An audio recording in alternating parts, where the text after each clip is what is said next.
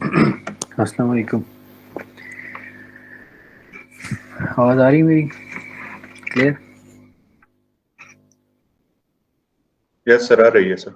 वालेकुम सलाम सर। वालेकुम।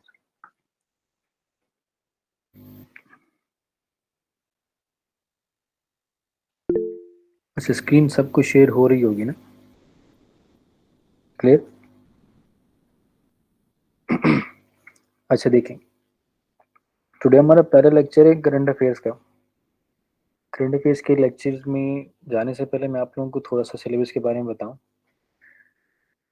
सिलेबस के बारे में बताना इसलिए इम्पोर्टेंट है क्योंकि the first mistake that students make is that वो लोग सिलेबस नहीं देखते। वो लोग ये समझते हैं कि current affairs which is actually true, लेकिन क्योंकि ये एक कोर्स है, एक सब्जेक्ट है,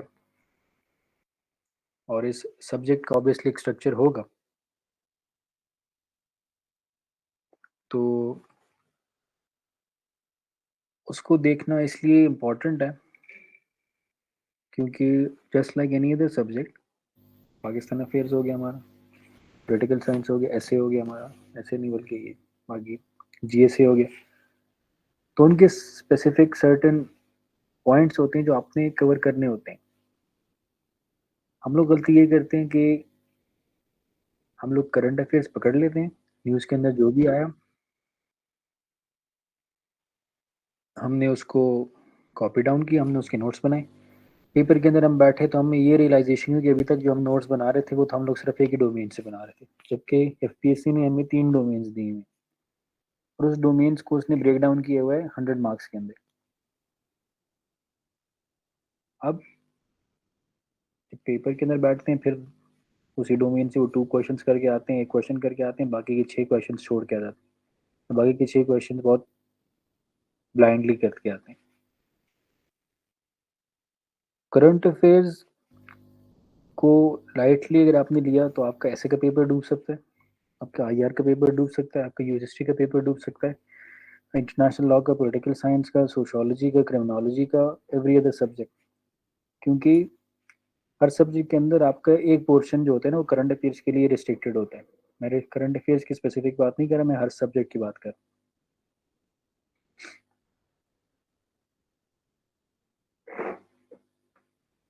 तो अब 3 डोमेन्स के अंदर 100 मार्क्स का पेपर इन लोगों ने डिवाइड किया हुआ है। सबसे पहले जो पेपर इन लोगों ने डिवाइड किया that is on Pakistan domestic affairs. उस डोमेस्टिक अफेयर्स के अंदर उन लोगों ने 3 सब डिविजन्स की हुई हैं, पॉलिटिकल, इकोनॉमिकल एंड सोशल। अब हमें पता है कि या तो पॉलिटिकल से क्वेश्चन आएगा या तो सोशल से आएगा, इकोनॉमिक से आएगा, लेकिन एक क्वेश्चन ज़रूर आएगा पाकिस्तान के डोमेस्टिक अफेयर्स से। 40 मार्क्स का क्वेश्चन पाकिस्तान के एक्सटर्नल अफेयर्स से ज़रूर आएगा। एक्सटर्नल अफेयर्स के अंदर क्या क्या चीज़ें आती, आपकी फॉरेन पॉलिसीज़ आ गई, आपके रिलेशंस आ गए, आपके जितने भी रिलेशन है लेकिन पाकिस्तान सेंट्रिक।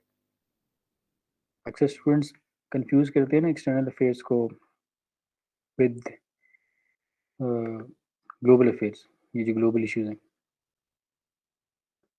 ग्लोबल इश्यूज के अंदर और एक्सटर्नल अफेयर्स के अंदर जो प्राइमरी डिफरेंस दैट इज कि एक्सटर्नल अफेयर्स जो होंगे वो बहुत बहुत क्लोजली पाकिस्तानी सेंट्रिक होंगे। ग्लोबल इश्यूज जो होंगे that can be anything. Israel Palestine के इशू चल रहे, that is not an external affairs, that is global issues. लेकिन हाँ, अब क्वेश्चन के ऊपर डिपेंड करता है कि क्वेश्चन किस टाइप का आता है, तो तब वो जाके पाकिस्तान के एक्सटर्नल अफेयर्स में हिट होगा या ग्लोबल इश्यूज में हिट होगा। मिसाल के तौर पर अगर क्वेश्चन आता है what is the Pakistan foreign policy relating to Russia Ukraine Israel Palestine issue, तो एक्सटर्नल अफेयर्स में क्योंकि पाकिस्तान की सेंट्रल फॉरेन पॉलिसी की बात हो रही है। लेकिन अगर क्वेश्चन आ गया कि why has United Nation failed या OIC has failed in regard to the Israel Palestine issue, that is then a global issue question. इन 3 डोमेन्स के अंदर मैंने बात पहले इसलिए छेड़ी, क्लासेस स्टार्ट करने से पहले आप लोगों को एक मैप मिले कि ये गलती आप लोगों ने नहीं करनी, हम लोग नहीं करेंगे ये गलती। हम लोग तीनों डोमेन्स के ऊपर डिस्कशन करेंगे। सही है?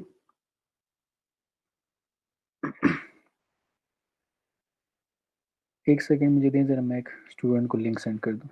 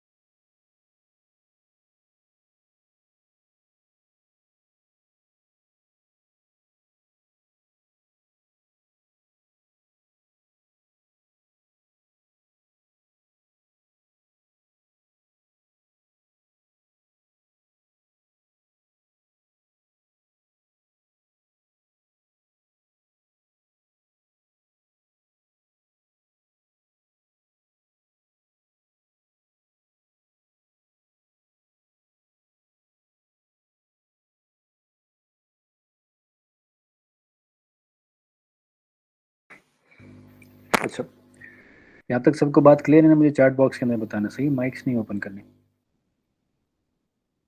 माइक्स वीडियोस नहीं ओपन करनी।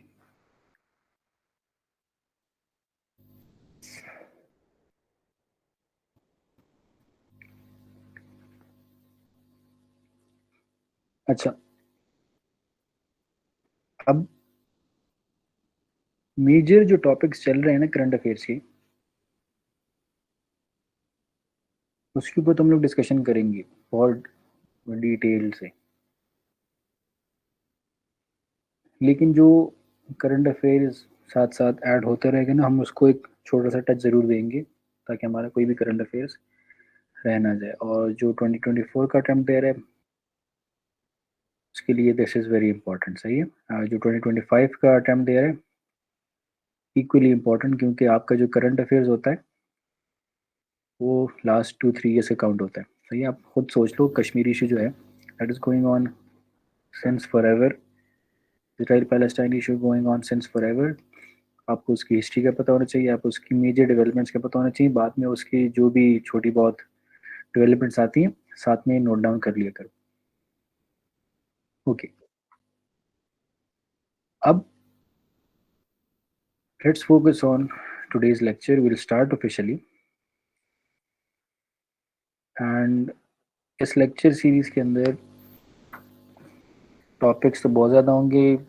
फ्लायर के ऊपर तो 14 टॉपिक्स थे, लेकिन ऑब्वियसली हम 14 नहीं, हम ज़्यादा करेंगे, 20-30 समथिंग टॉपिक्स टच हो जाएंगे। सही हो तो लेकिन मेजर टॉपिक्स लिस्ट डाउन पहले करूँगा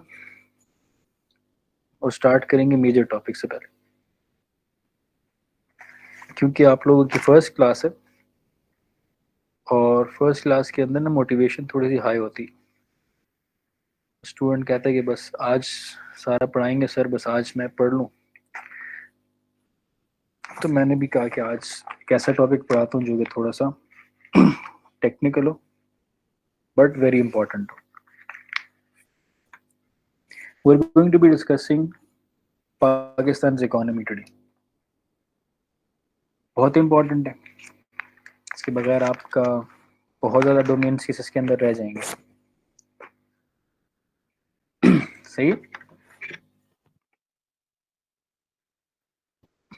इकोनॉमी को स्टार्ट करने से पहले मैं आप लोगों को थोड़ा सा उसका ब्रीफिंग दे दूं कि इकोनॉमी होती क्या है, पढ़ेंगे क्या इसके अंदर, हमारा मेजर डोमेन्स क्या होंगे इसके अंदर। इकोनॉमी बेसिकली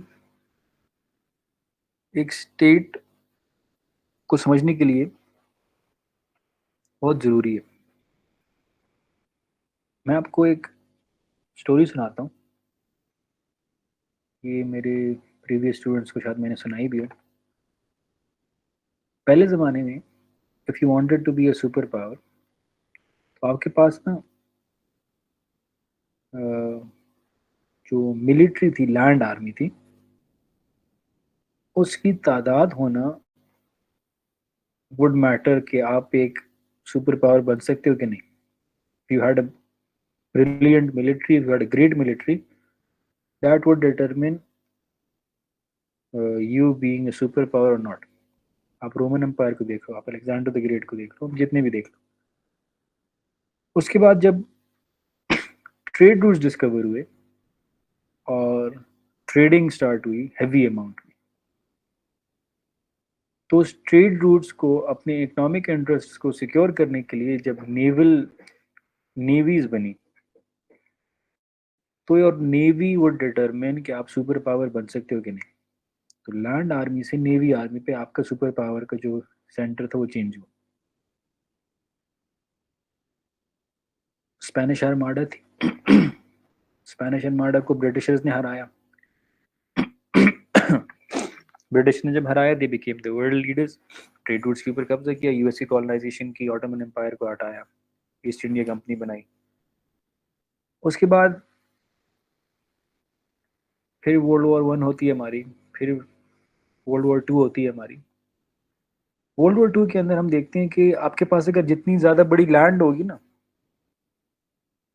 जियोग्राफिकल प्रॉक्सिमिटी आपकी ज़्यादा होगी। हमने देखा यूएसएसआर, सोवियत यूनियन को, तो you can be considered a super power even if you do not have nuclear weapons. लेकिन जब 1989 और 1991 के अंदर यूएसएसआर डिसइंटीग्रेट करती है, सोवियत यूनियन डिसइंटीग्रेट करती है, तो उधर जो स्कॉलर्स थे इंटरनेशनल रिलेशंस के, उन लोगों ने एक बात नोट की कि आपके पास जितनी बड़ी नेवी हो, आपके पास जितनी बड़ी लैंड हो, आपके पास जितनी बड़ी यूथ हो, आपके पास जितनी बड़ी जियोग्राफिकल प्रॉक्सिमिटी, आपके पास जितनी डेमोग्राफी, लेकिन आपके पास अगर इकोनॉमी नहीं है, आपकी इकोनॉमी स्टेबल नहीं है, तो आप सुपर पावर नहीं कहला सकते, आप डिस्टेबलाइज हो जाओगे। यूएसएसआर की डिसइंटीग्रेशन के अंदर दो चीज़ें बहुत इंपॉर्टेंट थी। जब खुरुशेव ने दो पॉलिसीज दी थी, ग्लासनोस्ट की और पेरेस्ट्रोइका की। He wanted to change the economical structure of Russia and he wanted to bring in capitalism, he wanted to bring in free market economy. जब उसने इकोनॉमिक निज़ाम चेंज करने की कोशिश की, USSR could not withstand the change and USSR disintegrated, Soviet Union disintegrated. And since 1991, the only thing that can make you a superpower in 21st century is economy. उसके बाद हमने देखा कि यूएसए यूनिपोलर वर्ल्ड ऑर्डर के leader बन गया।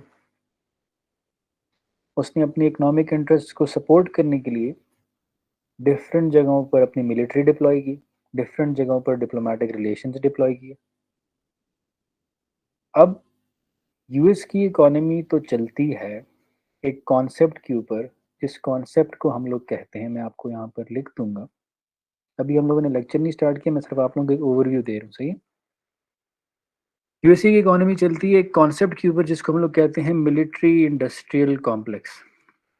Military industrial complex is actually a type of economy that whenever there is a war, the war will benefit USA.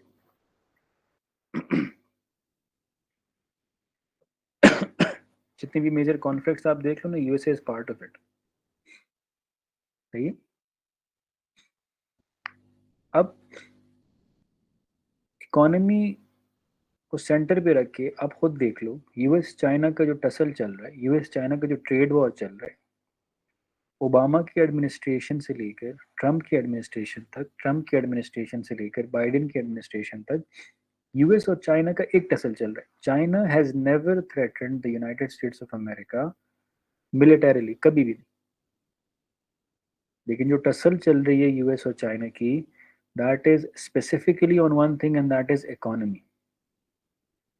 China has understood that if China wants to be the superpower, वो military से achieve करे या ना करे, लेकिन economy से वो जरूर कर सकता है। That is the sole reason कि चाइना ने पीसफुल को एग्जिस्टेंस किया, पंचशील की पॉलिसी लेके, हम पढ़ेंगे बाद में वो, और इकोनॉमी की ओर फोकस करने की कोशिश की। और यूएस को इकोनॉमिक रेलम के अंदर चैलेंज करना स्टार्ट कर दी। ये सारी स्टोरी मैंने आपको सुनाई है ये सिर्फ एक पॉइंट डिस्कस करने के लिए कि इकोनॉमी के ऊपर हमारा शिफ्ट क्यों गया। सही, because economy is very important. Lecture start करने से पहले जो सॉरी पाकिस्तान की इकोनॉमी को डिस्कस करने से पहले थोड़ा सा थ्योरेटिकल बेस भी आपको दे दूंगा इकोनॉमी से रिलेटेड। कार्ल मार्क्स की एक थ्योरी है न्यू मार्क्सिज्म। न्यू मार्क्सिज्म के अंदर कार्ल मार्क्स एक बात करता है कि जो सोसाइटी का सोशल स्ट्रक्चर है या सुपर स्ट्रक्चर है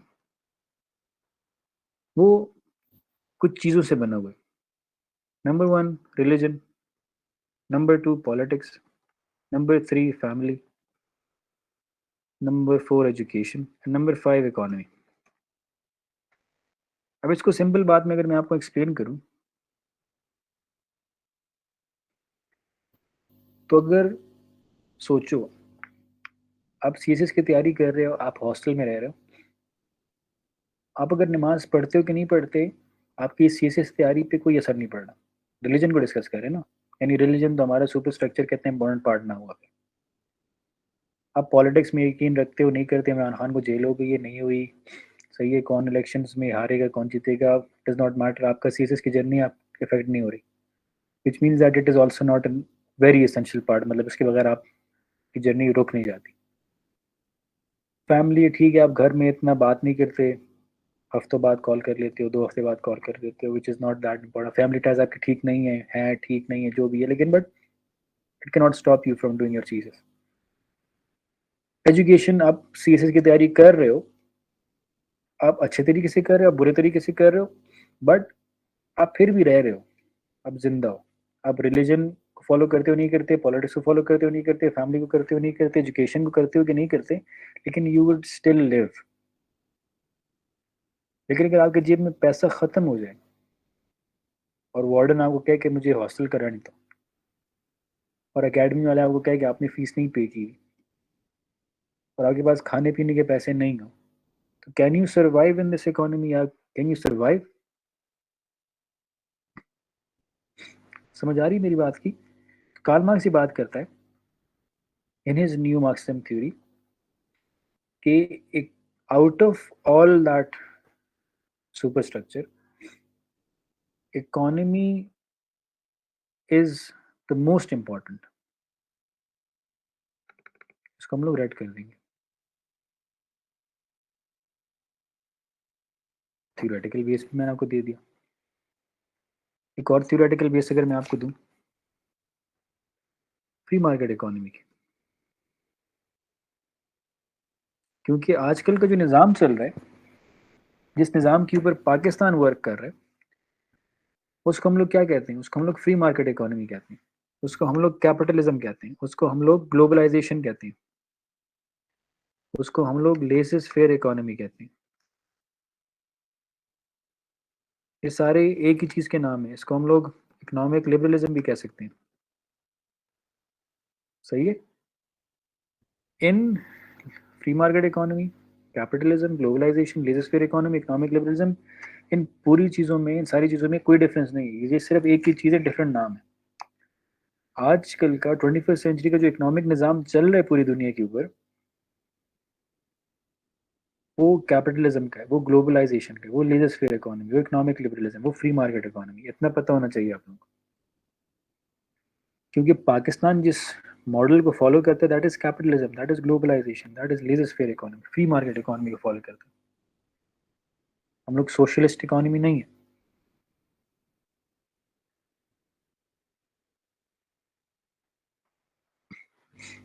कैपिटलिज्म, कम्युनिज्म मैं आपको थोड़ा सा डिफरेंस बताता हूँ, क्योंकि ये थोड़े से इंटर रिलेटेड टर्म्स हैं, ताकि आप लोग कंफ्यूज ना हो जाए उसमें। कैपिटलिज्म के अंदर मैं सिर्फ इकोनॉमिक रेलम बताऊंगा, मैं पॉलिटिकल रेलम नहीं बताऊंगा, क्योंकि हमें इकोनॉमी पढ़ना है। कैपिटलिज्म के अंदर जो इकोनॉमिक निज़ाम होता है ना, उसको हम लोग कहते हैं इकोनॉमिक लिबरलिज्म। और ऊपर जितने भी मैंने आपको बताए वो सारे इसके सिनोनिम्स हैं।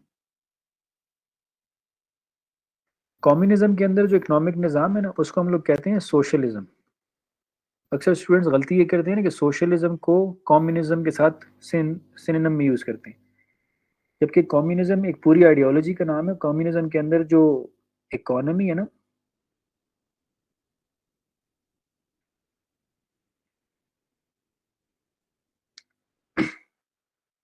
वो ग्रुप में ऐड नहीं है बिलावल।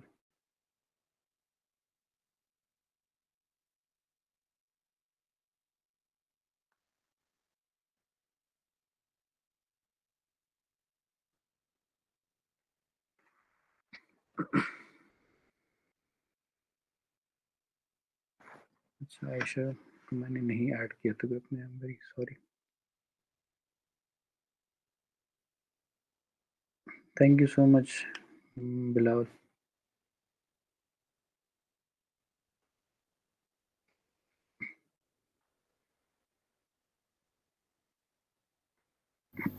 एक सेकंड मैं उनको लिंक सेंड कर दूं।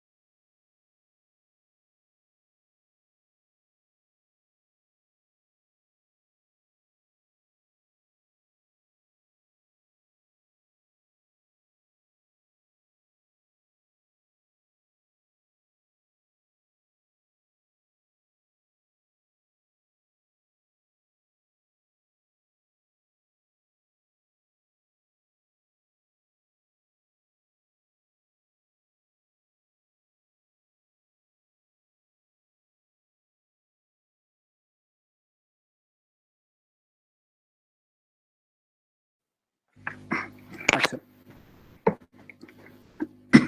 Thank you so much Bilawal, मुझसे तो बिल्कुल भूल गई थी आयशा ऐड करना ग्रुप में। अच्छा वालेकुम सर। वालेकुम अस्सलाम। वालेकुम अस्सलाम। सर देखे आप अपने स्टूडेंट्स को भूल जाते हैं फिर। मैं बिलावल ने मेरा दिमाग ख़राब किया हुआ है, मैं नहीं भूला। बिलावल 9 बजे से मुझसे क्लास लेता है ना, मुझे फिर भूल जाते हैं सारे कुछ, सारा कुछ भूल जाता जी जी। सर अभी बिलाल ने मुझे टेक्स्ट किया कि क्यों नहीं ज्वाइन किया, और लाइक मुझे तो लिंक ही नहीं मिली। है। आई तो मैंने थॉट ज्वाइन मैंने किया तभी आपको है, ऐड मैंने नहीं उसे आई लिंक सेंड कर दिया था मुझे, मैंने कहा नहीं सर से एक बार कंफर्म कर लो। नहीं I thought you were in the group and पता नहीं कैसे वो हो गया। चलिए यू नॉट मिस्ड लॉट, सही है। We are discussing capitalism and communism, सही है। Okay sir. Okay sir. अच्छा, कैपिटलिज्म और कम्युनिज्म का जो मेन डिफरेंस है, एक बार फिर रिपीट करता हूँ। कैपिटलिज्म के अंदर जो इकोनॉमिक निज़ाम है दैट इज इकोनॉमिक लिबरलिज्म, और इकोनॉमिक लिबरलिज्म को हम लोग ये ऊपर जो मैंने आपको टर्म्स बताएंगे ये भी कहते हैं। इकोनॉमिक इकोनॉमिक लिबरलिज्म के अंदर जो फ्री मार्केट इकोनॉमी है, इसका ये मतलब है कि जो गवर्नमेंट होगी वो इंटरफेयर नहीं करेगी इन योर मैटर्स, और आप प्राइवेटाइज मतलब आप अपनी एकेडमीज खोल सकते हो, आप अपने इंस्टीट्यूशंस खोल सकते हो। फॉर एग्जांपल स्टडी विजन है ना, या कोई और कंपनी है, आपने इरादा किया कि यार मैंने एक इंडस्ट्री खोलनी है और आप एक फ्री मार्केट इकोनॉमी मुल्क में रहते हो, आप खोल सकते हो। आपने पैसा भी खुद लगाया, उसका प्रॉफिट आ रहा है, आपने बस सिर्फ टैक्सेस पे करने होते हैं, सारा प्रॉफिट आपको जा रहा है। कैपिटलिज्म इसको कहते हैं। लेकिन सोशलिज्म के अंदर ये होता है कि there is no such thing as a private ownership. अगर मिसाल के तौर पर पाकिस्तान एक सोशलिस्ट कंट्री होती तो ये सब कुछ ना होता, प्राइवेट कंपनीज ना होती, इंस्टीट्यूशंस ना होते, गवर्नमेंट कंट्रोल्ड होता हर कुछ, सिर्फ स्किल के बेस पर आपको जॉब मिलती। समझ आ रही ना सारी बातों की?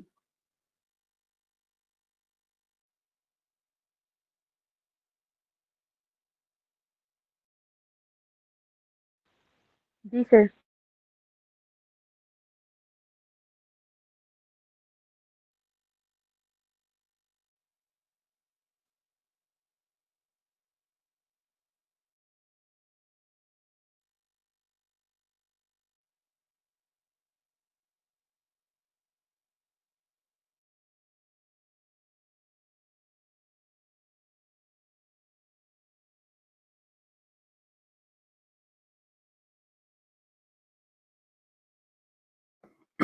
अच्छा सॉरी, मुझसे बैक का बटन दब गया। ओके, अब थोड़ा सा कॉन्सेप्ट हम लोगों ने इकोनॉमी का बना लिया। Now will move on to Pakistan economy. Pakistan की इकोनॉमी पे मूव करने से पहले आप लोग माइंड ये बना लें कि हम लोग CSS के पर्सपेक्टिव से इसके अंदर क्या क्या चीज़ें डिस्कस करेंगे। नंबर 1 हम लोग डिस्कस करेंगे कि पाकिस्तान की इकोनॉमी के प्रॉब्लम्स क्या चल रहे हैं। That is very important. दूसरा हम लोग ये डिस्कस करेंगे कि पाकिस्तान की इकोनॉमी के जो प्रॉब्लम्स हैं उसको एड्रेस किया कैसे किया जाए। तीसरा हम लोग ये डिस्कस करेंगे कि ऐसा एक प्लान बनाएंगे, हम लोग इकोनॉमिक प्लान बनाएंगे उसी रिकमेंडेशन से, एक वर्किंग प्लान, पाकिस्तान की इकोनॉमी को हम लोग बेटर कैसे बना सकते हैं। उसके अलावा हम लोग IMF के बेल आउट प्रोग्राम्स के बारे में थोड़ा सा पढ़ेंगे। हम लोग वर्ल्ड बैंक के प्रोग्राम्स के बारे में पढ़ेंगे। हम लोग एशियन डेवलपमेंट बैंक के प्रोग्राम्स के बारे में पढ़ेंगे एंड ऑल दैट। तो इस क्लास के अंदर आप लोगों की जितने भी क्वेश्चंस होंगे आप पूछ सकते हो। सही है?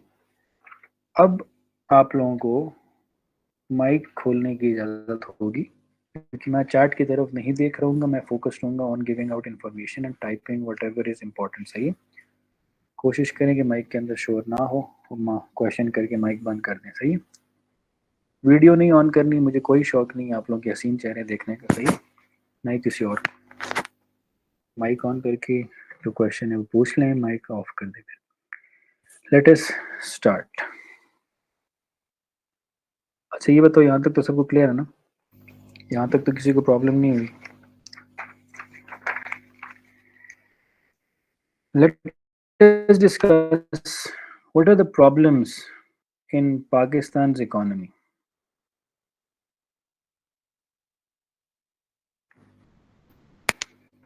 पाकिस्तान की इकोनॉमी में या what are the major economic challenges that are being faced by Pakistan? अगर एक क्वेश्चन मैं आपके सामने रखूं, फॉर एग्जांपल मैं आपको लिख के देता हूं यहाँ पे, what are the major economic challenges that are being faced by Pakistan? What recommendations do you suggest to deal with them?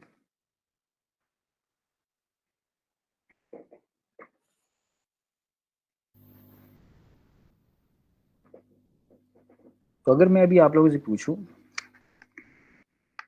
कि पाकिस्तान की मेजर इकोनॉमिक चैलेंजेस क्या हैं, जल्दी जल्दी बताएं, चार्ट में बताएं। माइक ऑन करके बताते हैं, माइक ऑन करके बताएं, क्या में बताएं। Balance of payment crisis sir. जी सही है, बैलेंस ऑफ पेमेंट क्राइसिस और ओवर पॉपुलेशन, ऐसे डायरेक्ट ओवर पॉपुलेशन, बस यही एक सबसे बड़ा मसला है पाकिस्तान का। इसके अलावा और कोई मसला है ही नहीं, पाकिस्तानियों का और कोई काम नहीं है, ओवर पॉपुलेशन है। सही है, unemployment, skills exploitation, FDI, Sir, debt servicing, most of our budget goes into debt servicing. Debt servicing, ठीक है। सर्कुलर डेब, सर्कुलर डेब क्या होता है सिकंदर मेरी जान? सर्कुलर डेट होता है। पॉलिटिकल इंस्टेबिलिटी, अनस्टेबिलिटी नहीं होता फसलान मेरी जान, पॉलिटिकल इंस्टेबिलिटी होता है। Mismanagement, very good. मुझे एक बात बताओ, सिविल मिलिट्री इंटरफेरेंस, शाबाश, very good. Civil military interference paper में लिखोगे ना एफपीएससी में, काली वीगो ना, काली काला डाला ना, खड़ा होगा बाहर। समझ आ रही है? हम लोग गरीब लोग हैं, सही है, हमने पंगा नहीं लेना मारखोर के साथ। हम लोग मिलिट्री, पाकिस्तान मिलिट्री जिंदाबाद, सही है। कोई मिलिट्री इंटरफेरेंस नहीं है भाई, उनका कोई हाथ नहीं है। सारा कसूर पॉलिटिशियंस का है, सारा कसूर ब्यूरोक्रेट्स का है। हमने, हमारे अंदर गलती है, हमने अपनी गलतियों को ठीक करना है। तो ये वो बहुत आइडियलिस्टिक लोग, उनको कुछ नहीं कहना, फरिश्ते हैं, मासूम लोग हैं वो। नहीं देखिए, सर, मैं जब इस पॉइंट को एक्सप्लेन करूंगी तो वो ऐसे ही करूंगी कि जब जो सिविल हमारा है, जो कल्चर है, उसमें गैप होता है तो वो आके उसको फिल करते हैं। दे हेल्प अस हाँ, इम्प्रूविंग। तो मैं उस यस, सेंस में कह रही आके जितने गैप्स हैं पाकिस्तान के अंदर ना, वो सारे फिल हो रहे हैं ना उनकी वजह से। हूँ। जी सर। सही है। देखें, अब एक बात देखें, आप लोगों ने कॉमन नोट की, everybody give out the reasons for economical challenges, और सारे के सारे इकोनॉमिक जो चैलेंजेस हैं दैट आर वेरी परफेक्ट।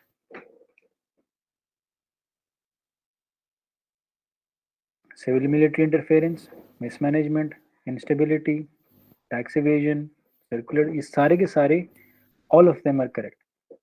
अब मसला यहाँ पे क्या है, इसको स्ट्रक्चर करना है हम लोगों ने। पेपर के अंदर हम लोगों ने ना स्कैटर्ड इन्फॉर्मेशन नहीं देनी।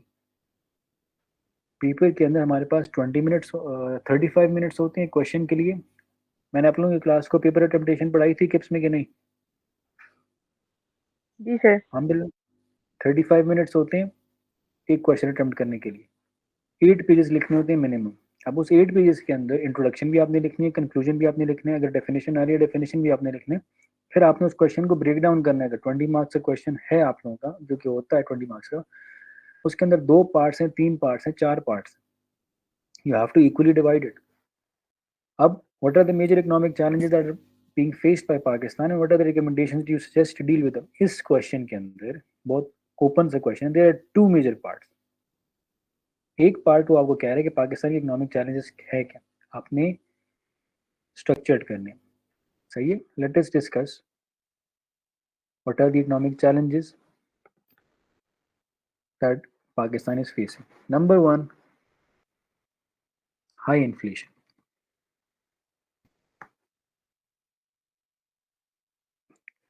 आपने जो सारे पॉइंट्स बताए वो सारे हाई इन्फ्लेशन में आते हैं कि नहीं आते?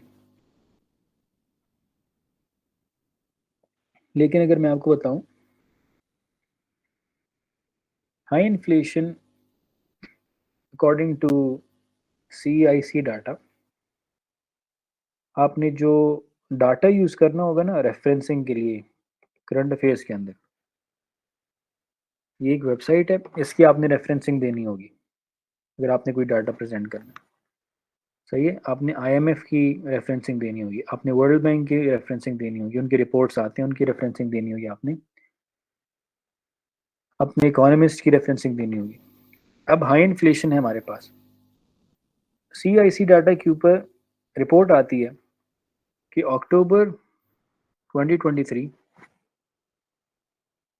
हाई इन्फ्लेशन रेट जो है पाकिस्तान का वो 25% राइज गया।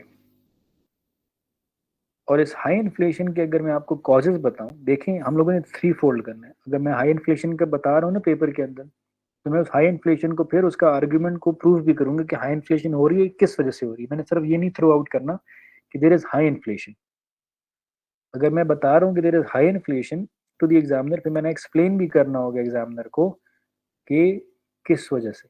तो अब हाई इन्फ्लेशन हो रही है, what are the reasons, causes क्या हो सकते हैं इसके। ग्लोबल ट्रेंड्स, ग्लोबल ट्रेंड्स के अंदर हम लोग क्या लिख सकते हैं, ग्लोबल ट्रेंड्स के अंदर हम लोग डिफरेंट चीजें लिख सकते हैं। रशिया यूक्रेन क्राइसिस, इसकी वजह से ऑयल क्राइसिस आया। उसके बाद इसराइल पैलेस्टाइन के इशू लिख सकते हैं।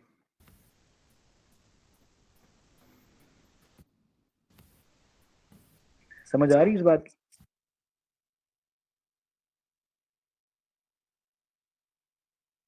उसके बाद हम लिख सकते हैं डोमेस्टिक पॉलिसीज के बारे में। सर नेचुरल कैलेमिटीज भी आ सकती हैं ना इसमें? यस, बिल्कुल आ सकती हैं।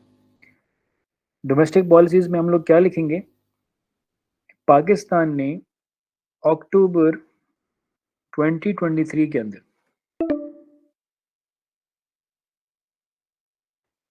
इंटरेस्ट रेट इंक्रीज कर दिया, विच बैकफायर्ड, बहुत बुरी तरीके से बैकफायर हुआ, जिसकी वजह से हाई इन्फ्लेशन बहुत स्काईरॉकेटेड गई।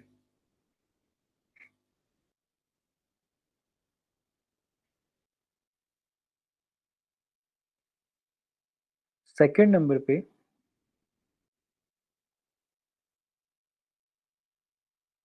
हमारे पास जो मेजर इकोनॉमिक चैलेंज है, दैट इज डिप्रिशिएटिंग करेंसी।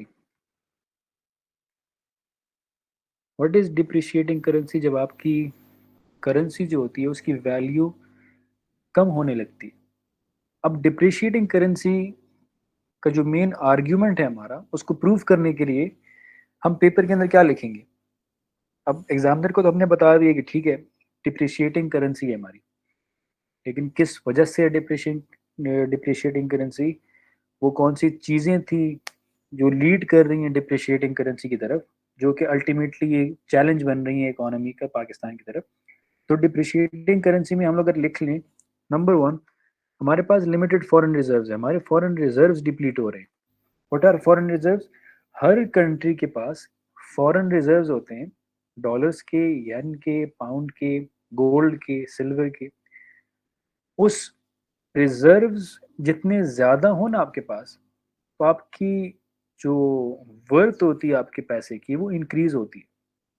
आपके पास फॉरेन रिजर्व्स कम पड़ जाएं तो आपकी जो करेंसी की जो वैल्यू होती है वो अल्टीमेटली डिप्रिशिएट होती है, गिरती है। पाकिस्तान के पास जो फॉरेन रिजर्व्स थे ऑलरेडी लिमिटेड थे, वो भी डिप्लीट हो रहे हैं, जिसकी वजह से पाकिस्तान की जो एक करेंसी है, पाकिस्तान की इकोनॉमी है, वो डिप्रिशिएट हो रही है।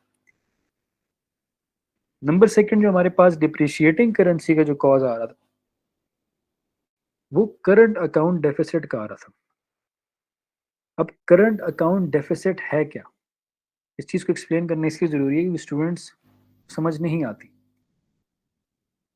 मैं आप लोगों को सिंपली इकोनॉमिक टर्म्स के अंदर इसको एक्सप्लेन करूंगा। इंपोर्ट एंड एक्सपोर्ट, एक कंट्री के इंपोर्ट्स अच्छे होने चाहिए तो इकोनॉमी अच्छी होगी, या एक्सपोर्ट्स अच्छे होने चाहिए तो इकोनॉमी अच्छी होगी। जल्दी जल्दी बताएं। एक्सपोर्ट। एक्सपोर्ट ज्यादा होने चाहिए। एक्सपोर्ट ज़्यादा होने चाहिए, राइट। जब आप मुल्क से चीज़ें बाहर भेजोगे तो पैसा आपके कंट्री के अंदर आएगा ना। जब आप इंपोर्ट करोगे तो आप तो पैसा बाहर भेज रहे हो, विच अल्टीमेटली मीन्स कि जितना ज़्यादा सर्कुलेशन ऑफ मनी होगा आपकी कंट्री के अंदर, उतना ही ज़्यादा प्रॉफिट होगा आपकी कंट्री को, कि नहीं, उतनी ही इकोनॉमी आपकी बढ़ेगी। तो अगर आपके इंपोर्ट और एक्सपोर्ट्स मैच नहीं कर रहे, इसको हम लोग कहते हैं बैलेंस ऑफ ट्रेड। तो मिसाल के तौर पर अगर आपके इंपोर्ट्स हैं 100 rupees minus 120 rupees of exports, कितने रह गई, 20 हो गया कि नहीं हो गया। तो हमारे पास सरप्लस वैल्यू जो आ रही है वो प्लस में आ रही है, यानी इकोनॉमी फ़ायदा हो रही है। इकोनॉमी को फायदा हो रहा है। अगर हमारे इंपोर्ट्स एक्सपोर्ट से ज़्यादा हो जाए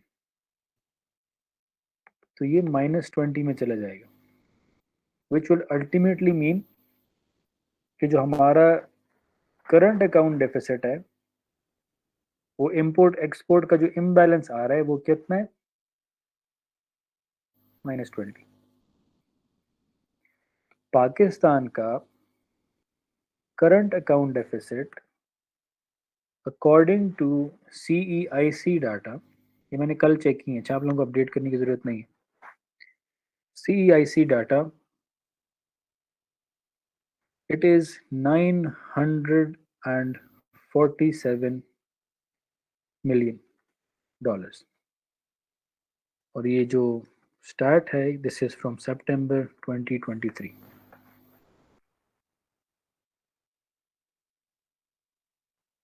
टेन मिनट्स बाद मैं आपको एक और लिंक भेजूंगा, फिर आप काइंडली ज्वाइन कर लें, सही है। गूगल मीट सिर्फ 1 घंटे की क्लास देते हैं।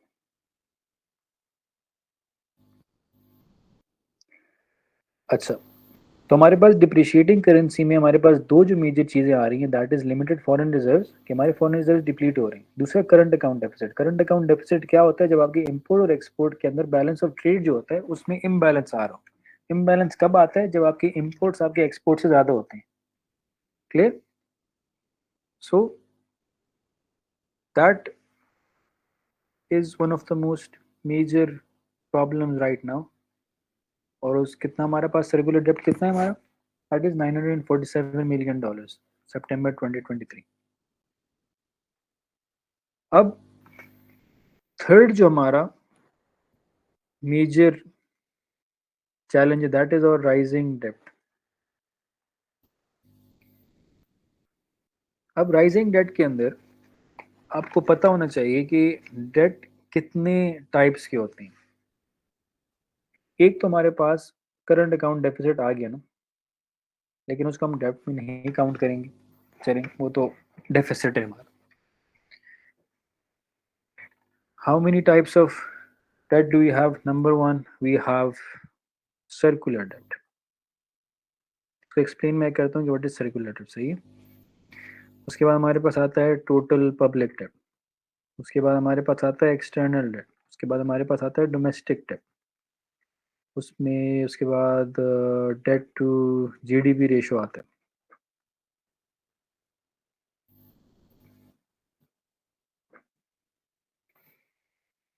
ये हमारे पास टाइप्स ऑफ डेट होते हैं।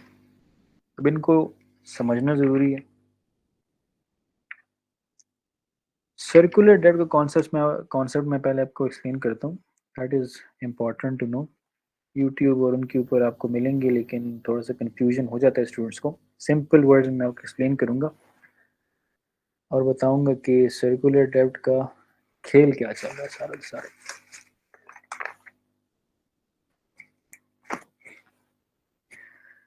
सर्कुलर डेट जो होता है आपका, फॉर एग्जांपल आप ऐसे समझो, अभी स्क्रीन की तरफ गौर ना करो, जो मैं आपको बता रहा हूँ उसके ऊपर फोकस करो। मिसाल के तौर पर आप हम सब एक गली में रहते हैं और मैं एक काम कर रहा हूँ, एक कारोबार है मेरा। उस गली के अंदर आप सब लोग रहते हो, आप लोग सब अलग अलग काम कर रहे हो। हम लोगों का काम इस तरह है कि हम लोगों का एक दूसरे के ऊपर डिपेंडेंट काम है। अब मैं अब्दुल्ला से जाके कहता हूँ कि तुम मुझे ये रॉ मटेरियल दे दो, मैं आपको पेमेंट कर दूंगा। अब्दुल्ला रॉ मटेरियल देते मुझे, लेकिन अब्दुल्ला ने जिससे रॉ मटेरियल लिया होता है वो बिलावल होता है। वो बिलावल से कहते हैं कि ठीक है, जब मुझे फैसल दे देगा तो मैं आपको दे दूंगा। अब बिलावल ने जिससे लिया होता है बाकी उसको रॉ मटेरियल को बनाने के लिए चीज़ें, वो सिकंदर से ली होती हैं। वो सिकंदर को जाके कहते हैं कि ठीक है, जब मुझे अब्दुल्ला दे देगा मैं आपको दे दूंगा। तो ये डेट जो है, एवरीबडी ओज एवरीबडी समथिंग, जिसकी वजह से वो काम करना जो था और मैन्युफैक्चरिंग प्रोसेस जो था वो इफेक्ट हो रहा है। अब इसको अगर पाकिस्तान की पर्सपेक्टिव से देखा जाए, पाकिस्तान ने जो आईपीपीज हैं पाकिस्तान की इंडिपेंडेंट पावर प्रोड्यूसर्स हैं, जिस तरह के इलेक्ट्रिक है, Karachi electric, K electric, that is an independent power producer, private है वो पाकिस्तान के लिए बिजली पैदा करता है। Pakistan has to pay him, pay that organization. उधर वो आईपीपीज को नहीं पे कर रहे, आईपीपीज बिजली प्रोड्यूस तो कर रहे हैं लेकिन जिधर से वो प्रोड्यूस कर रहे हैं वो उनको नहीं पे कर रहे, उसके ऊपर इंटरेस्ट भी आ रहा है और वो एक सर्कल सा बन चुका है और वो डेट जो है वो अक्यूमुलेट होता जा रहा है। मेरे इस कॉन्सेप्ट की समझ आ रही है आपको कि हम लोग पेमेंट्स नहीं कर रहे, जो चीज़ें खरीद रहे हैं उसकी पेमेंट्स नहीं कर रहे, वो हमें मिल तो रही है लेकिन पेमेंट्स नहीं हो रही उनकी, थोड़ा थोड़ा करके वो अमाउंट बहुत ज़्यादा हो गई है। सर्कुलर डेब्ट की समझ आई आप लोगों को थोड़ी बहुत? जी सर। तो पाकिस्तान का जो हमारे पास सर्कुलर डेब्ट था that was 2.3 trillion dollars, not dollar sorry, 2.3 trillion, 2.3 trillion. ये प्रीवियस ईयर की मैं बात कर रहा हूँ, 2022 की मैं बात कर रहा हूँ, नॉट 2023। 2023 के एंड में और 2024 के स्टार्ट में इट इज नाउ 2.6 ट्रिलियन। कितना परसेंट राइज हमने देखा है इसके अंदर? हमने देखा है 13% राइज।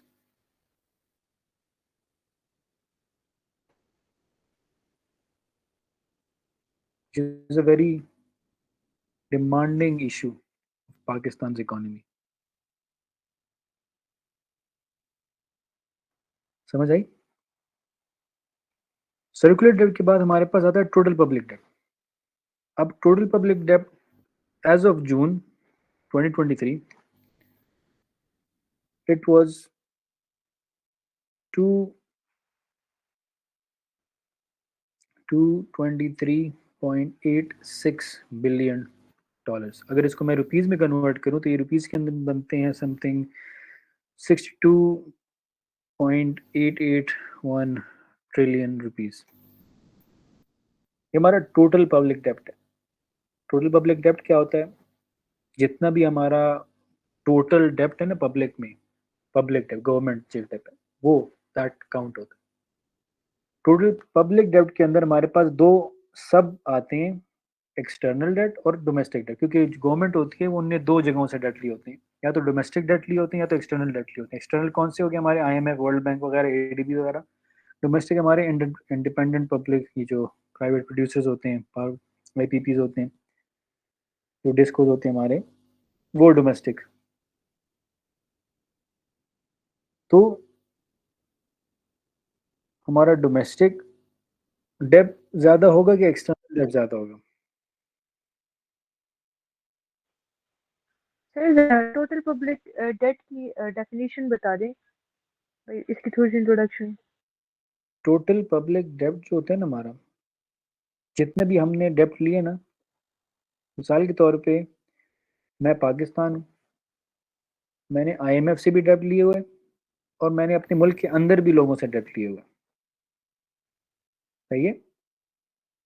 तो एक तो एक्सटर्नल डेब्ट हो गया और एक डोमेस्टिक डेब्ट हो गया ना।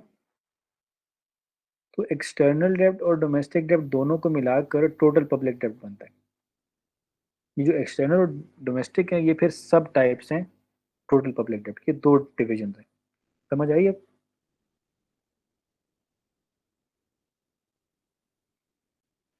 जी सर, गॉट इट। सही है?